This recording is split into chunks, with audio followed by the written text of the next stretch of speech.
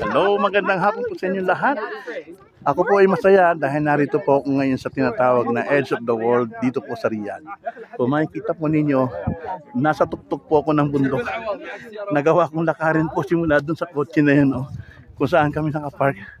Malakadagan dito, paakit sa taas na ito. So ayan, makikita po ninyo yung mga na pinakamataas siguro. Nakatakot, ayaw ko tumingin, nalulula ako eh. Ayan, ang taas hindi ka bubuhayin niya pag nahulog ka dyan. So ngayon, ay nawala na yung araw, kanina meron pa. So ano doon sa sorry. So ayun na nga sa sunset, kanina wala na. So ngayon, tayo ay magpapakuha muna ng mga pictures dito.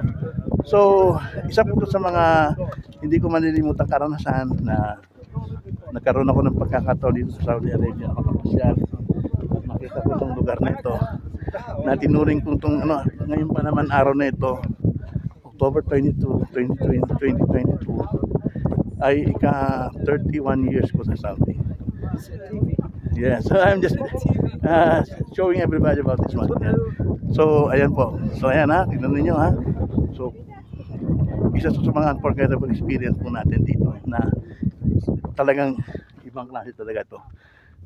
Saudi Arabia talaga. Thank you very much po sa Saudi sa pagbibigay po ng pagkakataon na makapunta ako dito. Yan. So, ito ninyo. Nakakatakot pero sige lang. Ngayon talaga. Mahalaga, nakapasyal. Ang taas eh. Malululain pa naman ako sa sa mga ganito, matataas.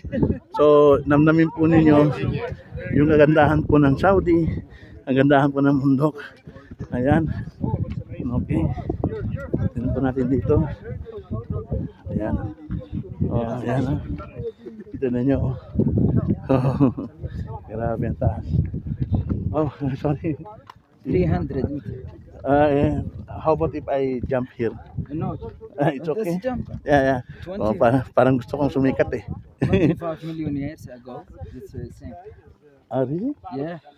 Hindi na mo. I want to go there first. But be careful. Yes. Ayoko na pumunta dito kasi nakatakot eh. Ayan So, nag-i-enjoy lang po ako ngayon. So, salamat sa inyo sa mga ko na to. At na-enjoy ko po itong pagpunta ko dito sa lugar na to. At thank you talaga Saudi Arabia. Thank you very much for giving me a chance to see your beautiful place.